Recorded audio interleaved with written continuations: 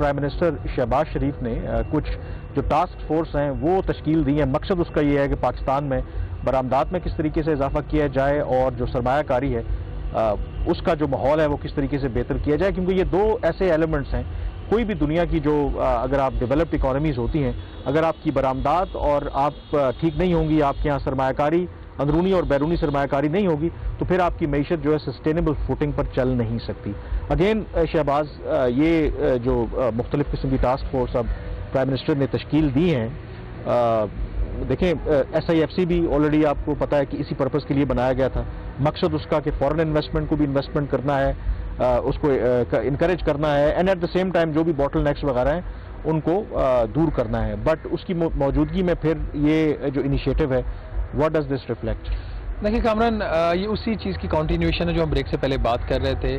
کہ اکانومی نہیں چل رہی, غیر ملکی سرمایہ کاری نہیں ہو رہی, برآمدات نہیں بڑھ رہی, جو نئی نوکریاں نہیں پیدا ہو رہی. حکومت جتنے مرضی دعوے کرتی رہی کہ ہم نے اکانومی کو اسٹیبلائز کر دیا ہے, جو عوام ہے, جو لوگ ہیں, جو کاروبار ہے, وہ آج بھی تکلیف میں ہیں. اور یہ اسی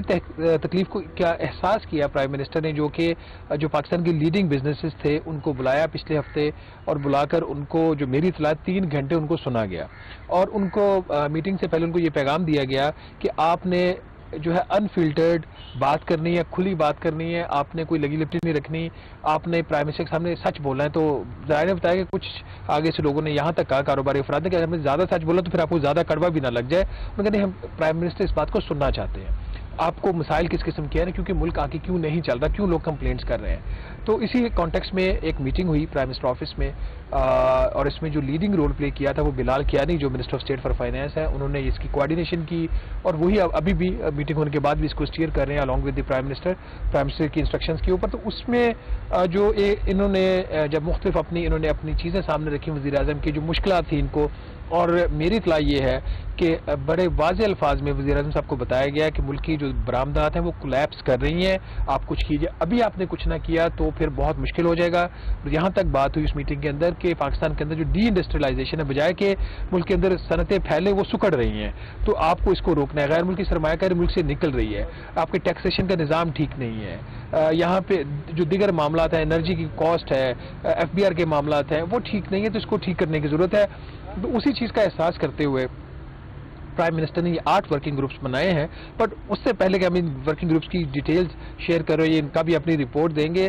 جو ایک چیز اہم ہے وہ یہ ہے کہ جو ہم کامران صحافی کا کام ہوتا ہے کہ وہ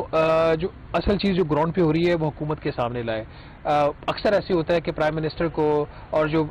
کرتا دھرتا ملک کا نظام چلانے والے تو ان کے پاس صحیح انفارمیشن نہیں پہنچتی. جو وزارتیں ہوتی ہیں وہ سم ٹائمز چیزوں کو چھپا کر, ان کا ڈیمیج کم بتا کر, جتنے ایکچوئل ڈیمیج اس کو چھپاتے ہیں, ان کی اپنی نوکریاں ہوتی ہیں, انہوں نے اپنی وزارتوں کو ڈیفینڈ کرنا ہوتا ہے. تو یہ میڈیا کا کام ہوتا ہے کہ وہ پھر پرائم منسٹر کو اور عوام کے سامنے یہ چیزیں, گورنمنٹ کے سامنے یہ چیز لائے کہ یہ ایکچولی یہ ہو رہا ہے. اور ہم یہ تھرو آؤٹ ہمارے پروگرام میں پچھلے اٹھا کے دیکھیں, ہماری رائٹنگز دیکھیں, ہم یہ بات کہتے رہے ہیں کہ ملک کا نظام سے اس طریقے سے نہیں چل سکتا, اکانومی کا اس کو ٹھیک کرنے کی ضرورت ہے. اسی کانٹیکس کے اندر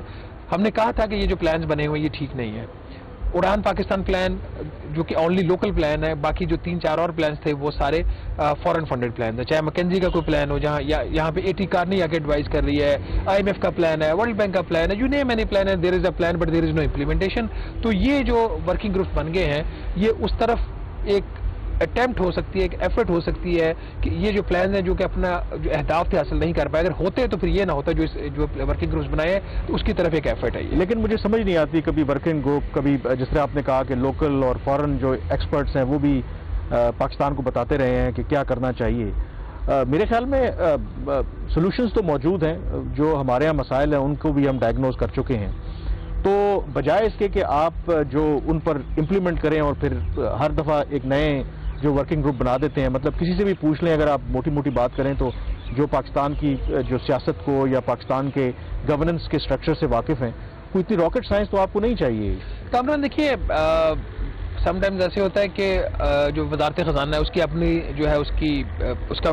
فکس مائنڈ ہوتا ہے, IMF کا فکس مائنڈ ہوتا ہے, بزنس مین ایک اپنے مائنڈ کے ساتھ جاتے ہیں. اگر تمام اسٹیک ہولڈرز اس دفعہ کی چیز میں اور پچھلی چیز میں جو مجھے ایک فرق نظر آیا، جو بلال کیانی نے بعد میں ایک پریس کانفرنس بھی کی، اس میں بھی انہوں نے ذکر کیا کہ اس دفعہ یہ جو ورکنگ گروپس ہیں ان کو لیڈ کوئی وزیر نہیں کر رہا. جو 8 ورکنگ گروپس ہیں ان کی جو لیڈرشپ ہے، ان کی چیئرمین شپ ہے، وہ پرائیویٹ بزنسز کے پاس ہے. اور بلال کیانی سے میں نے پریس کانفرنس میں جب یہ بات پوچھی کہ آپ کا تو آئی ایم ایف کا پروگرام، اگر اس کے کانفلکٹ میں آپ کی ریکمنڈیشن آ جاتی ہے ورکنگ گروپس کی، پھر آپ کیا کریں گے؟ ان کے جب ہم آئی ایم ایف سے بات کریں گے، ہم ان کو بتانے کی اور سمجھانے کی کوشش کریں گے اگر یہ بات ایک ریشنل ہے تو اس کو آپ سنیں. اب جیسے جو 8 ورکنگ گروپس ہے، ٹائم ہمارے پاس کام، اگر کوئکلی اس کو رن کر لیا جائے، جیسے ایکسپورٹ ڈیولپمنٹ فنڈ ہے، اس کے حوالے سے جو مسئلے مسائل ہیں اس کو حل کرنے کے لیے صدق ذوالقرنین جو پاکستان کی لیڈنگ ایکسپورٹر ہے ان کو اس کا چیئرمین بنایا گیا. کسٹم ٹریڈ اور ڈمپنگ کا ایک ورکنگ گروپ ہے، محمد علی ٹبا جو ہے کسی تعارف کے محتاج نہیں ہے، وہ اس گروپ کو لیڈ کریں گے. انکم ٹیکس کے میٹرز کے اوپر پھر ایک ورکنگ گروپ ہے، پھر ریلویز کے پورٹس کے اوپر جو ہے ایک ورکنگ گروپ ہے، پھر اس کے انڈسٹریلائزیشن کے حوالے سے ایک ورکنگ گروپ ہے، پھر آپ کو ایگریکلچر کے اوپر ایک ورکنگ گروپ ہے. بٹ ایگریکلچر کا جو ورکنگ گروپ ہے یہاں پہ بریفلی یہ کہنا چاہوں گا کہ اس کی جو کمپوزیشن ہے وہ کمپلیٹ نہیں ہے. اس میں یہ ایک عمیر احمد تو ہیں جو پرائم منسٹر کے جو ایڈوائزر ہیں ایگریکلچر کے، ان کے کوآرڈینیٹر ہیں ایگریکلچر کے اوپر، وہ اس کے ممبر ہے. رانا نسیم صاحب جو اس کے چیئرمین ہے وہ فارمر وہ میرے خیال بیوروکریٹ بھی اور اس کے ممبر ہے. بٹ کوئی کسان اس گروپ کے اندر نہیں ہے جس کی ہونے کی ضرورت ہے، تاکہ آپ کو ریئل لوگوں کی زندگی کے اوپر کیا فرق پڑ رہا ہے اس کا پتہ چل سکے. پھر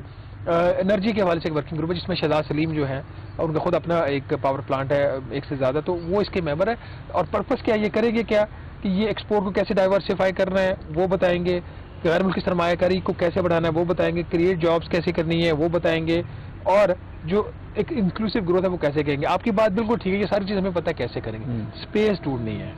کہ کیا ان حالات کے اندر، ان معروضی حالات کے اندر یہ ہو سکتا ہے یا نہیں ہو سکتا ہے، یہ امپورٹنٹ چیز ہے. تو اگر یہ ورکنگ گروپ اسپیس بنانے میں کامیاب ہو جاتے ہیں اور آپ کی ملک کی اکانومی چل پڑتی ہے تو پھر شاید کچھ بہتری ہو جائے. ورنہ جس طریقے سے برین ڈرین ہو رہا ہے، ملٹی نیشنل کمپنیز پاکستان چھوڑ کے جا رہے ہیں، پاکستانی جو بزنسز ہیں انہوں نے اپنی ہیجنگ باہر کرنا شروع کر دیا ہے. تو اللہ کرے یہ ورکنگ گروپ کامیاب ہو اور انہوں نے 15 نومبر تک اپنی رپورٹ دینی ہے اور ان کی رپورٹ ہے اس پہ اوپر عمل درآمد ہو جائے. یہ اس طریقے سے جو پلانز ہیں یہ دوبارہ جو ہے نا وہ الماریوں میں نہ یہ جو رپورٹس ہیں ان کی دب جائے. بالکل آپ ٹھیک کہہ رہے ہیں، کیونکہ ہمارے ہاں جو ورکنگ گروپس بھی بنتے ہیں، کمیشنز بھی بنتے ہیں، اور اگر آپ بائی اینڈ لارج دیکھیں تو ان کی ریکمنڈیشنز اور باقی سارے جو معاملات ہیں وہ ٹھیک ہوتے ہیں، لیکن اگین وہ کہیں پھر جو سرکاری الماریاں ہیں وہاں پر یا درازوں میں وہ بند پڑ جاتے ہیں، اس پر عمل درآمد نہیں کیا جاتا. کیونکہ ہر صورت میں اگر آپ نے ظاہر ہے کہ پاکستان اور پوری دنیا میں اس وقت اگر آپ دیکھیں تو economy is the major issue, اور آبادی جس طرح سے بڑھ رہی ہے،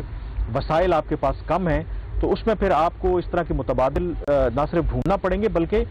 کئی سال جو ایڈوانس آپ کو سوچنا پڑتا ہے، تبھی آپ سکسیسفل ہوتے ہیں. بہرحال یہاں پر بریک لیں گے، بریک کے بعد رخ کریں گے کچھ فارن پالیسی ایشوز کا. اور اس ہفتے جو ایک بڑی ملاقات ساؤتھ کوریا میں ہوئی، دنیا کے 2 بڑی طاقتیں ان کے رہنماؤں کے درمیان 6 سال کے طویل وقفے کے بعد ملاقات ہوئی، اس کا کیا آؤٹ کم نکلا، بریک کے بعد اس پہ بات کریں گے.